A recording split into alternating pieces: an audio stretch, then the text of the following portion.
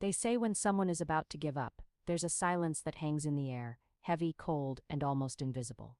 I heard that silence the night I knocked on the bathroom door, and my husband didn't answer. His phone was on the sink, screen glowing with an unsent message, and the door was locked. At that moment, I wasn't a wife. I was a woman pleading with Jehovah for a miracle. And right in the middle of that darkness, someone knocked at our front door.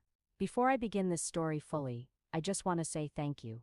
Thank you for being here, for listening, for subscribing, and for supporting this channel. Your comments and kind words are part of the reason I continue to share these faith-strengthening stories. If you're new here, I invite you to subscribe and stay with us. There's always light, even in the darkest places, and I hope this story reminds you of that.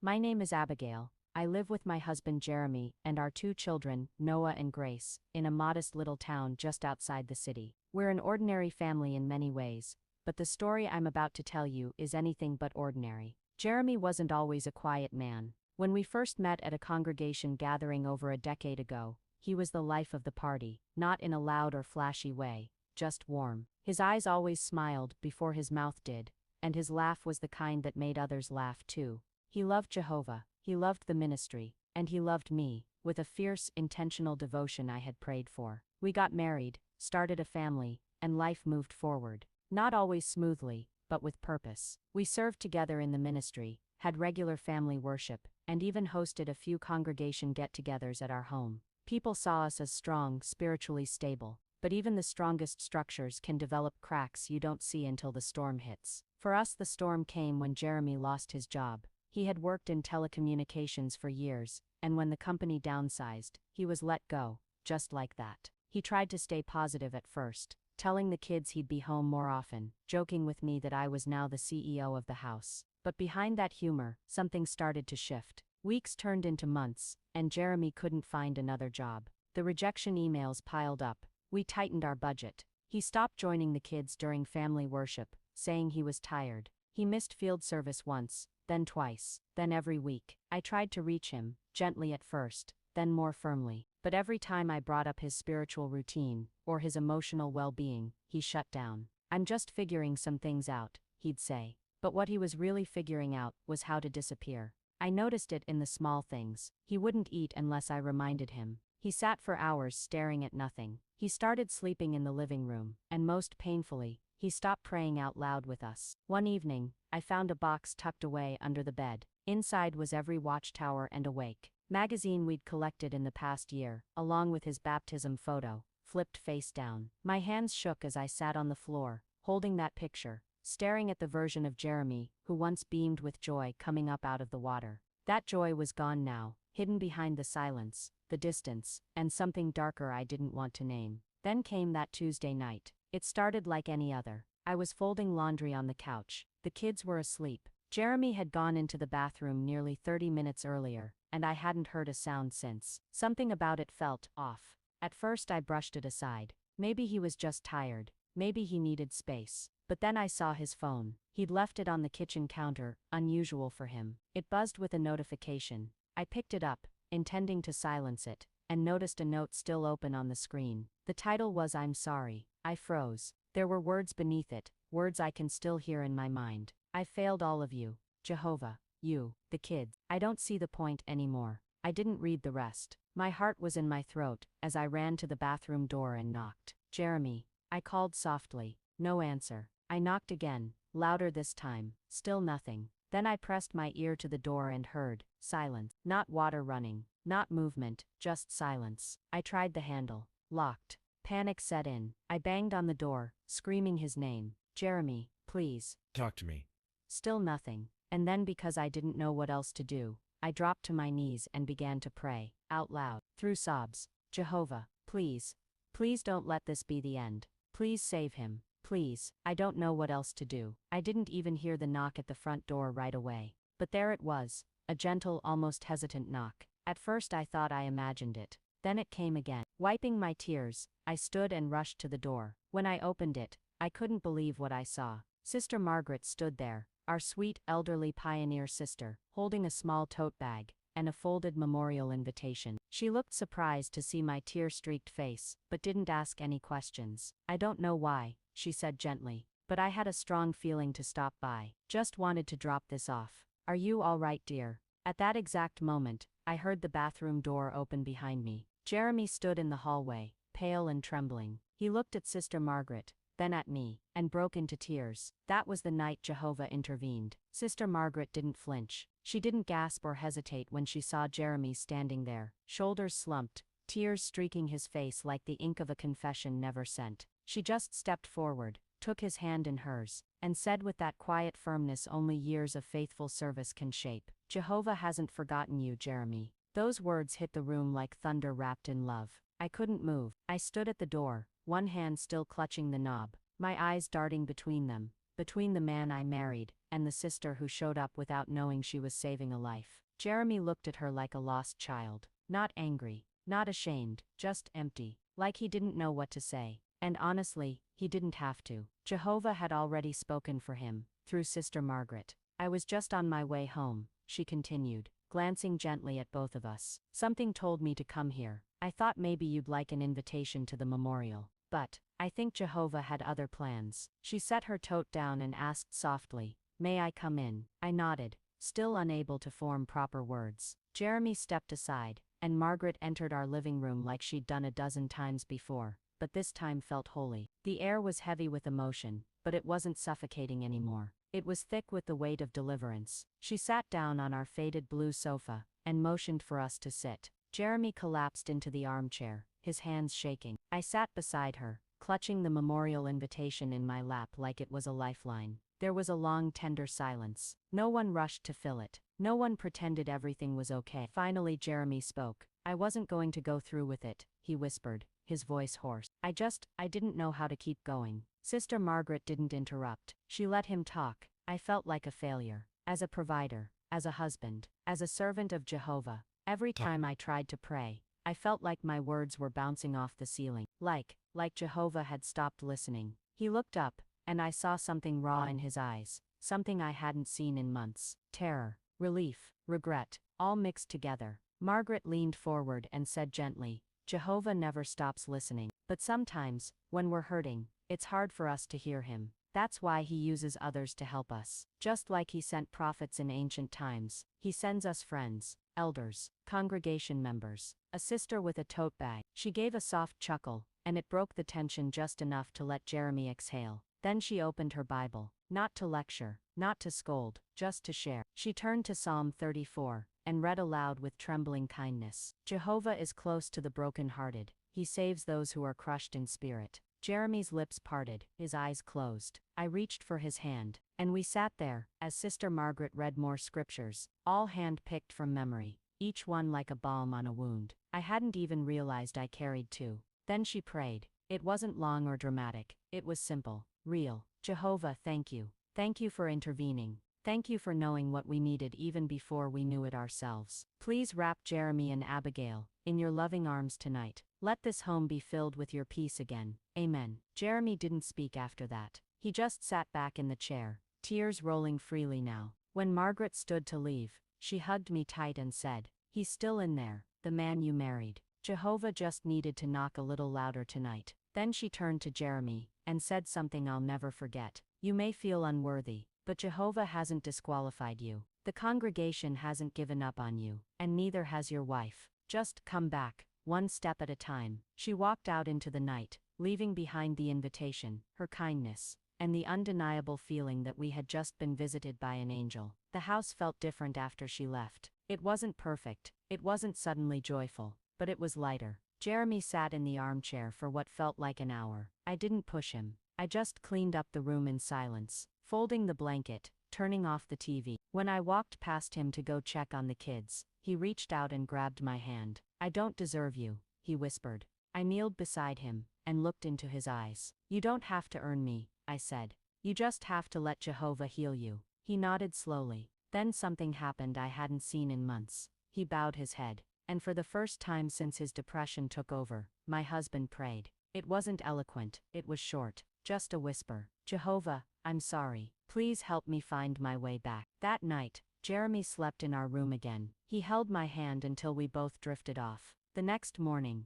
the sun looked different, not brighter, just kinder. Jeremy got up and made breakfast for the kids. They were surprised, but their eyes lit up when he smiled at them. "Hey Munchkins," he said. "Daddy's still here." Noah ran into his arms. Grace followed, and for the first time in weeks, their laughter returned to our home. Later that evening, Jeremy asked if we could have family worship together. I nearly cried. We sat in a circle. He picked a chapter from the Bible and read slowly. His voice trembled, but it didn't break. I could see he wasn't fully okay yet, but he was reaching out again, not just to us, but to Jehovah. And Jehovah was already there. The memorial was approaching, and that little folded invitation from Sister Margaret sat on our fridge, like a reminder from heaven. Jeremy hadn't said much about it since that night, but I noticed him glancing at it now and then. Sometimes he'd just stand there, reading the date and the time over and over, like it was some kind of puzzle he needed to solve. We were still tiptoeing through fragile ground. He had good days, where he'd read a few verses from the Bible,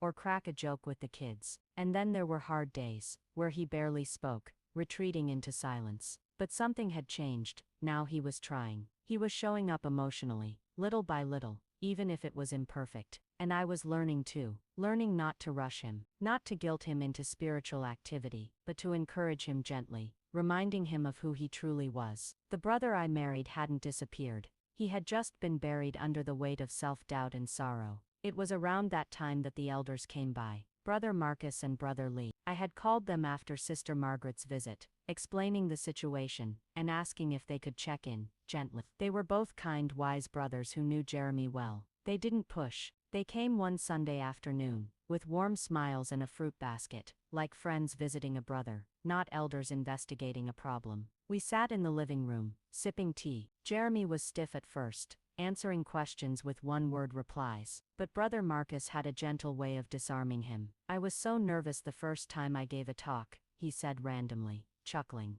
Jeremy raised an eyebrow. "You? Nervous?" "Oh yes," Marcus replied. "I forgot to breathe." My wife had to mouth the words inhale from the audience. We all laughed, even Jeremy, and then Brother Lee spoke. Quiet, calm, direct in that warm elder way. "We love you, Jeremy," he said. "We know this season has been hard, but you're not alone. Jehovah hasn't let go of you, and neither have we. If you're ready, we'd love to sit down with you regularly. Talk, pray, walk this road with you." Jeremy didn't answer right away. He just nodded, but that nod meant everything. Later that night, he told me, "I want to go to the memorial." I held back tears. "Really?" He nodded again. "I don't know if I'm strong enough for everything yet, but I want to be there." That memorial night felt like a resurrection. We got dressed slowly, carefully. I laid out Jeremy's favorite tie, the one he hadn't worn since his last public talk, nearly a year ago. It still had the little crease he used to iron so proudly. He adjusted it in the mirror and smiled faintly at himself. "You look just like you used to,"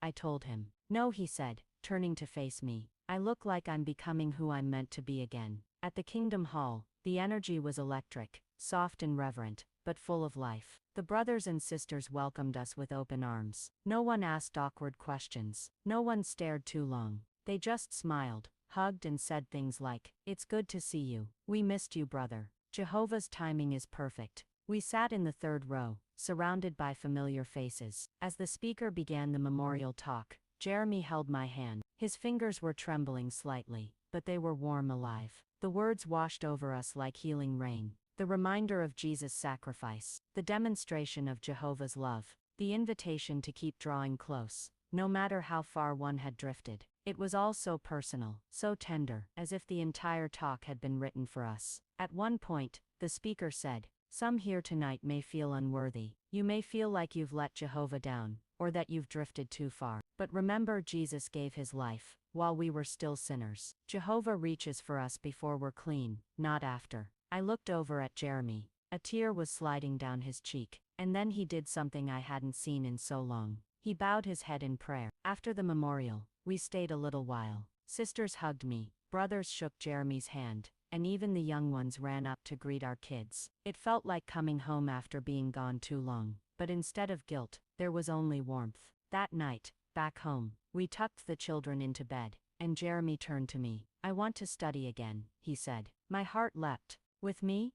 "With Brother Marcus first," he replied. Then maybe with you too. I think I need to start from the beginning, not just Bible knowledge, but understanding Jehovah's patience, and how to forgive myself. We started small, one evening a week at first, then two. Jeremy began reading articles again, opening his Bible without prompting. He joined us for family worship more consistently. Then came the day I found him ironing his shirts for the meeting. "Don't get too excited," he teased, seeing my eyes widen. "I'm not excited," I said. "I'm overjoyed." He laughed, and I cried, because I knew what it had taken to get here. A few weeks later, Jeremy had his first comment at the Watchtower study. It wasn't long, just a short heartfelt response about enduring trials. But when he spoke, I felt every pair of eyes in the Kingdom Hall lean in with love. And when he finished, the brother conducting nodded and said, "Thank you, brother, that was beautifully said." After the meeting, Sister Margaret came up and hugged him tightly. "I knew Jehovah wasn't done with you," she whispered.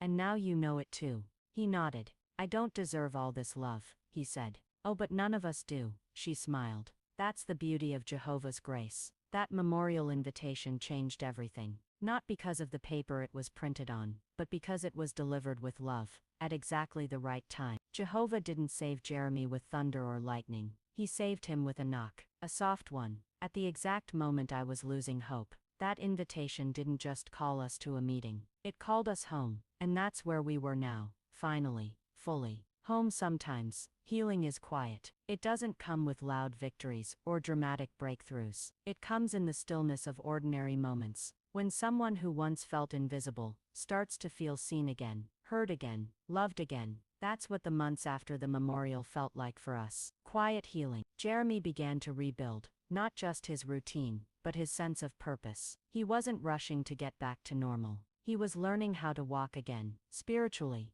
emotionally, even socially. He started joining me in field ministry. At first he just stood beside me while I spoke. Then one day, he gave a brief presentation at the door. His voice trembled, his hands fidgeted, but afterward he looked at me and said, "I didn't forget how to speak. I just forgot how it feels to be useful." And I replied, "Jehovah's been keeping your seat warm this whole time." He smiled, and for the first time, I saw not just the man I married, but the man he was becoming. One evening after a particularly encouraging midweek meeting, we were sitting on the porch, while the kids played with their flashlights in the yard. Jeremy was quiet, watching the sky. "I was so sure I'd lost everything," he said. "I thought Jehovah had crossed me off his list." I looked at him and said, "Jehovah doesn't write people off. He writes them into his story." He nodded slowly. "I think I finally believe that," he said. "But I also know I have a long way to go." "That's okay," I told him. "The road is long, but you're walking it.